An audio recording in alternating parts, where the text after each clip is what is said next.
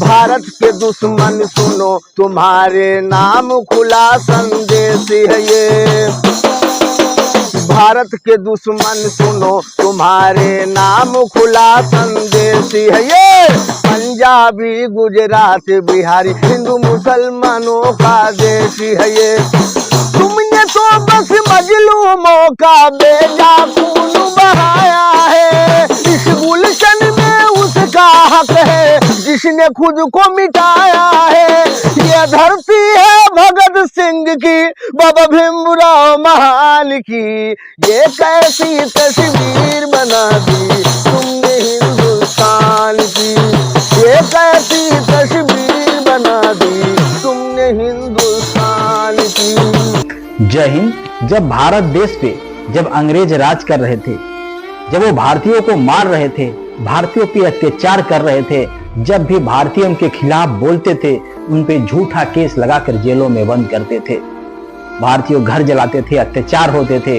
उस समय सब जितने भारतीय थे, जितने मजलूम थे, उन लोगों ने बस एक ही सपना देखते थे और एक ही मन में सोचते थे कि एक दिन वो भी दिन आएगा जब हमारा भारत देश आजाद होगा और इस देश से अंग्रेज जाएंगे। और इस देश से अंग्रेज गए और वो मजलूम सोचते थे कि जो हमारा देश आजाद होगा, भारत देश से हमारे अपने होंगे, वहां पे कोई अत्याचार नहीं होगा, सब बड़े राजी खुशी होंगे।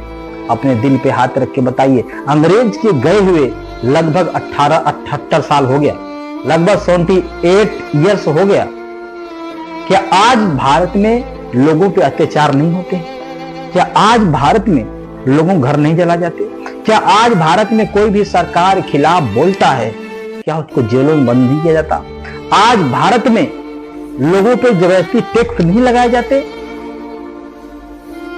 आजाद होने के बाद भी जो हमारे पूर्वजों सपना देखे थे कि भारत एक सोने की चिड़िया होगा फिर से, क्या हो पाया? और सपना उनका पूरा हो पाया? कौन उनकी तस्वीरों को बदलेगा? कौन? अंग्रेजों ने भी हमको लूटा, आज जो हमारे रहनुमा बने बैठे हैं वो भी हमको लूट रहे हैं। तो कौन है जो भारत को विश्व गुरु फिर से बनाएगा, भारत को सोने की चिड़िया फिर से बनाएगा?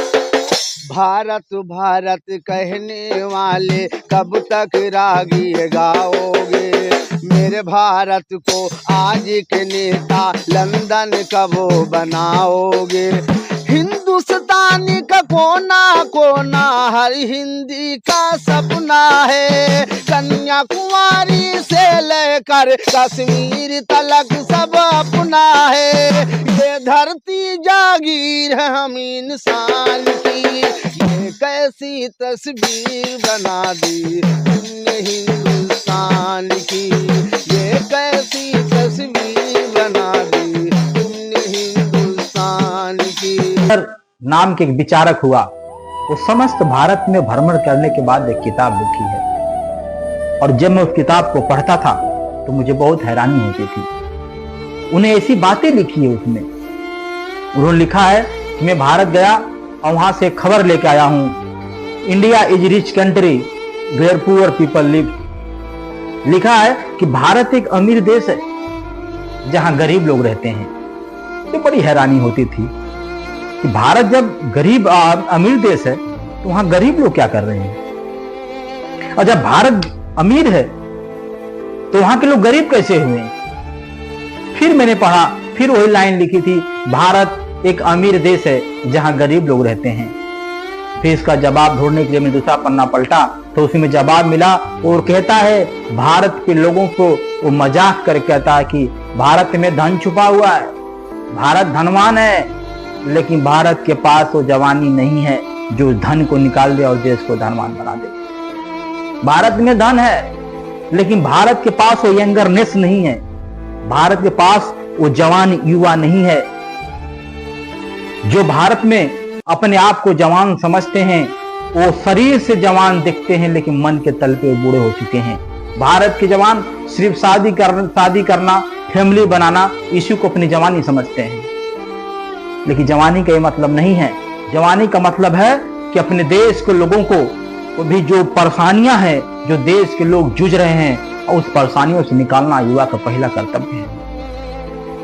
देखिए आज जो भारत के युवा हैं, जो कुछ कर सकते हैं, जिनके पास डिग्रियां हैं, मार्कशीट है, नॉलेज है, जो देश को बदल सकते हैं, देश को फिर से वित्त गुरु बना सकते हैं, ऐसे युवा वो नौकरियों के लाइन में खड़े हैं। जिन्होंने देश के धन को बाहर तक भेजा, उनके ही दर पे वो नौकरी की भीख मांग रहे हैं कि मुझे नौकरी दे दो।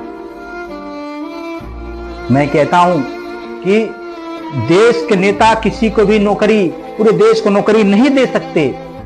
जितने लोग पढ़े लिखे लोग हैं, उनको ये नौकरी के चक्कर से बाहर निकल जाना चाहिए। उनको एक नई नौकरी का निजात करनी चाहिए और नौकरी छोड़ देना चाहिए उनके लिए जो कामयाब नहीं है, वो नौकरी लाइनों में हैं। आज बहुत से ऐसी चीज हैं जो युवा एक नई सोच के साथ कर सकते हैं। आज हवा में भी मकान बनाया जा सकता है। इस दिशा में खोज करने की जरूरत है। समुद्र में से भी खाना निकाला जा सकता है, इसकी खोज करनी चाहिए। और आज भी कोई भी रेल मार्ग, सड़क मार्ग, बस मार्ग, कोई भी रोड के ऊपर, जमीन के ऊपर नहीं होनी चाहिए, अब जमीन के नीचे होनी चाहिए। अब तो एयर कंडीशनिंग की व्यवस्था है। जमीनी इंसानों की जरूरत है, हमें पैदावार की जरूरत है। जमीन से हम पैदा कर सकते हैं। जमीन के ऊपर मकान एक भी नहीं होनी चाहिए, या तो हवा मकान बने या फिर जमीन के नीचे। जमीन इंसानों के लिए खाली छोड़ देना चाहिए ताकि इंसान अपनी गुजर बसर कर सके। लेकिन इस दिशा में भारत का युवा नहीं सोचता है। जो पढ़े लिखे तबके के लोग हैं वो नौकरियों को लाइन लगे हैं। जो नौकरियों को लाइन, कुछ लोग नौकरियों को लाइन नहीं लगे हैं, वो इनको बेवकूफ बना कमा रहे हैं। जो देश में जो युवा अनपढ़ हैं, वो हिंसा के बल पे देश बदलने के सपना देख रहे हैं। लेकिन कोई भी युवा भारत को विश्व गुरु बनने की दिशा में नहीं लेके जा रहा है। इस बात का चिंता है। झांसी की रानी बनकर मैदानों में आई थी, अंग्रेजों के फौजों से जाकर वो टकराई थी।